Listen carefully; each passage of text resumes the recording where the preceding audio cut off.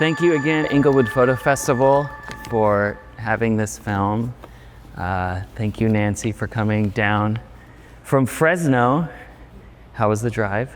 Long. Long? Long, yeah. Is this the second time you've seen the film? How many times have you seen this now? Yeah, this is the second time that I've seen it. And what do you think? It still makes me teary because I look at it, and again, the memories of, my mom and other reenactors who have gone on. And it's just a powerful moment to me to see it all. Yeah, me too. It still makes, I've seen it with our editor, Brandy Truxler, so many times, and that ending where you're talking about, I still get the waterworks a little bit. Yeah, me too. So for those in the room that have never been to a Civil War reenactment, can you explain what it is? A Civil War reenactment is when people, they dress up as soldiers. They can be on the North, the South. You have Abraham Lincoln. You have a million Abraham Lincolns, so you never know who's going to be there. And others, the Sojourner Truth. There's just a lot of people that put a lot of time, money, and effort into portraying history as we really think it was. And it's important because it's living history, because children don't learn a lot by just reading the books, but when they walk through there, I cannot tell you the times where my heart has just been touched by these kids who want to know more about Harriet Tubman, want to know more about Sojourner Truth, and how it empowered them and how they feel that they could go on. Because a lot of children, as I've spoken to Brandon before over the years, a lot of them come from horrific backgrounds, and even their teachers don't even know what's going on in their home and what it took for this child to get up in the morning to come to school. And when they hear the story of what Harriet Tubman or the others lived through, they come to me and they just share these stories, and they just feel like they want to go on, especially little girls who are not really feeling empowered in the classroom. And I just feel, fortunate to be a part of that, to be a part of helping them to become more self-sufficient or become empowered, who become brave. That's great. I'm gonna explain how I came to the world of Civil War reenactments, but first I want to hear from you. How did you end up in the Civil War reenactment community, and why Harriet Tubman? I had a friend, Rose Caglia, and she called me up one day and she says, "Nancy, we're going to do a Civil War reenactment here in Fresno." And I didn't know what a Civil War reenactment was. She explained it to me, and I said, that sounds really good. And she said, "I want you to be a part of it." And I said, "What part?" She said, "Nancy, this is uncomfortable for me, but do you mind playing the slave?" What? A slave? And she said, "Yeah, you don't have to really do things like slave stuff, but you just walk around." And I'm like, "Okay," and people ask you questions.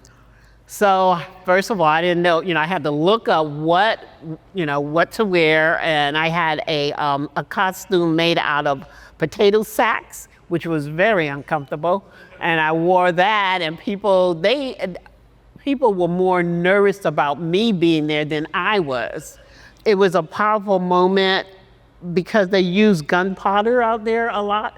And when you hear those cannons, I remember I saw my first battle, and I actually cried. I've become a crybaby over the years, but I cried because I thought about how these men were out there killing each other because of what they believed in. Either they were pro-slavery or anti-slavery, but they were killing each other. You had sons against fathers, cousins, brothers, and it made me so sad. And then during that time, there was a gentleman, and he was smoking. And I asked him to put out his cigarette, and I was dressed as Harriet Tubman. And I think he cussed me out. And I was like, wow. So those things, they just stand out. And then Brandon, I remember when I met Brandon. Okay, Brandon. Okay. I was out there again, dressed as Harriet Tubman. It's hot in October in Fresno, so don't visit there during that time of the year. And dressed as Harriet Tubman, that dress that you saw me wear in there on the film, it weighs 10 pounds. And so, and it's heavy, heavy cotton, and so I'm sweating and everything, and here comes this little old white boy asking me, I want to talk to you. And I'm like, okay, you know, give me a minute, give me some time, and he just was very persistent, and then he told me what he wanted to do. Of course, he didn't tell me it was going to be 2 years of filming. You know, he left that part out. But he was very persistent, and then he made me see his vision, and I said, okay, but it's still, I use that word a lot, surreal to see yourself up on the screen. I still can't believe it. Yeah, well, thank you for the trust.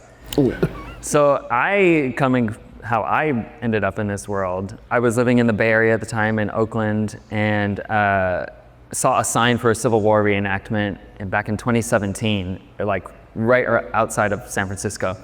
I was like, there's no way. Like, why? The Civil War wasn't even here. People do that out here? So I was like, well, you know, I'll go, bring my camera, my photo camera, and went and was fascinated. That ended up being a 3-year photo project called Pale Blue Dress, which is sort of looping in the background. And in that project, I did a lot of research. I talked to a lot of people. Again, I showed up, that's where I initially met you in like 2017, showed up to tons of these events. And really with this project, I came to the realization of kind of the whitewashing of history that happens at some or a lot of Civil War reenactments, the glorification of the Confederacy, the lost cause narrative. The lost cause narrative is a really coordinated effort by Southern states after the war to portray them not as a lost cause, as heroes, and that's why we have or had so many Confederate monuments all over the country. And so these spaces sort of allow for that to thrive because there are not a lot of African American reenactors, and that's what makes you so special. So I came up with that project in 2020. I had an exhibition in San Francisco, and I made a zine. My friend Pendarvis Harshaw, who's a culture writer in the Bay Area for KQED, largely Black arts and culture, he saw the project and he saw your photo and he said, "Who's that?" I said, "Oh, that's Nancy. She lives in Fresno. She's been reenacting Harriet Tubman for 30 years. He's like, "I want to do a story about her." And in the film, you can see a little printout of the article. He wrote it, I shot it, and at that point, you know, I went back to Fresno, went to your home, got to know you more, and then that's when sort of the film with Theo Shear and Maddie Barnes and the whole team sort of came to be. But yeah, we met you at that time, kind of a pivotal time in your life. Your husband was going through some health issues. You were retiring. You were stepping back. What was that time of like for you? You know, it was not that long ago, maybe 4 years ago, but you know, it was a big point of transition for you. Yeah, it was a very emotional time and a difficult period because my husband had just been diagnosed with cancer.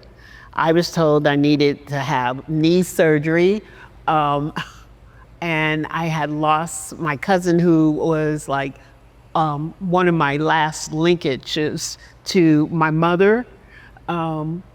It was a difficult time going through all that, but I felt like the story did need to be told. It really did, about African Americans as reenactors, and I still continued, and with my family support, you know, my husband and 2 kids, it came, you know, to fruition.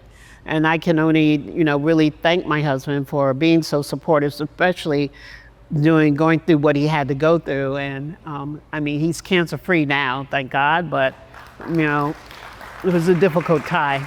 So America is in an interesting place politically. I feel like it always is. It's been since the time of Harriet Tubman, and it is now, especially with what's going on with the Voting Rights Act, like right now, like today, this week. Interestingly enough, this project, as you know, was funded by California Humanities, a state humanities grant portal that funds art in California, and it's largely funded by the federal government, by the NEH. And so last year, we got our grant pulled via Doge, which felt like direct censorship.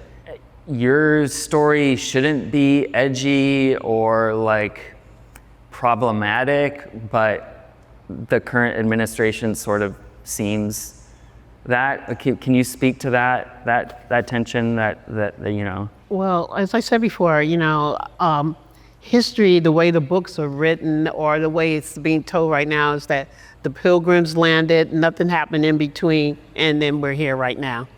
And it's very important. I think that's why it's very important to do living history events, because you have to tell those stories, no matter how hard, no matter how difficult they might seem. There were people who lived during that time, and their stories need to be out there. It's like, why hide it? It happened, but it don't make it like a kind of low, excuse the phrase, but Aunt Jemima kind of thing or Amos and Andy kind of thing, but to show that there were powerful men and women during that time. And especially when I think about how my mother was born, and my mother didn't have me till she was 50 years old, but that's another story. But it's like my grandparents were born right before slavery ended. Her grandfather was a slave. And that makes me really want to keep their stories alive. And this is why I do it. And this is why everyone that works with me, that volunteers with me, I should say, and doing Civil War reenactments, that's why we do it. And not only that history, recently, I just had a Buffalo Soldier, a Black Cowboy event in Allensworth, which is a historical town in itself, because that was the first African-American town built by African-Americans that became very prosperous, and the world saw it as being as a threat. And what did they do? They took away the water, they took away their transportation, and it dwindled. So I really believe in Black history and keeping it alive. Yeah.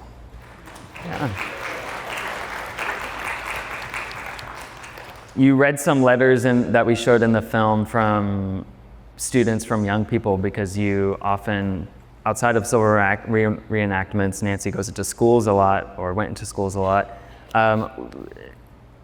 They're reading you as Harriet Tubman, and Nancy is in the background. With this film, it's a mix. It's Harriet Tubman, but it's largely you.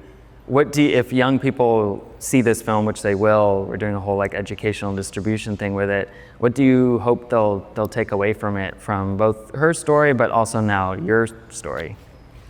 I'm hoping that they take away from it, again, the strength of this woman, the resilience, and apply that to their lives. And it is hard sometimes to get them to see that that's not really me. And even my family over the years has struggled with that, because I remember, if I could share a short story, I was in the grocery store, just dressed regularly, and my daughter was with me. And this little blonde girl comes up and she starts singing, "Oh, children, where should I send thee? How should I send thee?" My daughter is like, she's like, she's not Harriet Tubman. And the little girl is just singing and singing. And so, what? It's hard sometimes to make them see that this is me and this is Harriet, because what they see is that they see this woman who was very powerful, a female who when her brothers turned around, she still chose to go forward. She still went and had never really been outside of the farm where she was born, except going to the store that one time, a couple of times, but and how she went off and did things. And I always, when I'm out there speaking to the schools, I always point out to the young women how to look at Harriet Tubman, how she couldn't read and write, and yet here they are, and they have those tools. And so they can go much, much further and help more people along the way. Yeah, it's awesome. Tell me about the role of staffs in Harriet's life and how you've incorporated that in your life. You have so many staffs that's in the intro of the film. Tell me about this one. Okay, this one is one of my favorite ones. It's a snake skin. And then the gentleman who designs and crafts all my staffs, he plays a Confederate soldier. And it's like I find strength and like I am nervous as all get up here, right? But with my hand on the staff, I feel very powerful because it's just, these staffs, all of them become part of me. And I can't really describe it, Brandon, but it's like when my hand on the staff makes me feel like I can stand for everything and against everything. Love it. We'll go hang out in the lobby if anyone wants to chat. Me and Nancy will go to the lobby.